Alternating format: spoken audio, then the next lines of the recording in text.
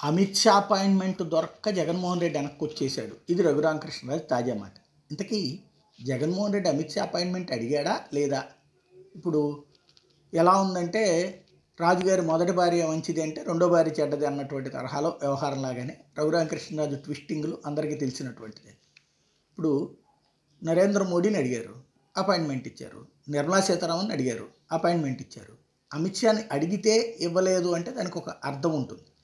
రెండో పాయింట్, ఇప్పుడు పోలవరం ఇట్లాంటి వాటిలో అమిత్ షా చేసేదేమీ లేదు బేసిక్గా. ఇకపోతే చంద్రబాబు నాయుడు గారు అమిత్ షాని కలిసి వచ్చారు. మరి నరేంద్ర మోడీ అపాయింట్మెంట్ ఇవ్వలేదని రాయాలా? లేకపోతే కనుక మిగతా నాయకులు నిర్మలా సీతారామన్ అపాయింట్మెంట్ ఇవ్వలేదని రాయాలా? అంటే మనం ఎలా కావాలంటే అలాగ మాట్లాడచ్చు. ప్రస్తుతానికైతే తెలుగుదేశం, జనసేన, భారతీయ జనతా పార్టీ కలిస్తే ఫస్ట్ సంతోషపడేది ఆయనే.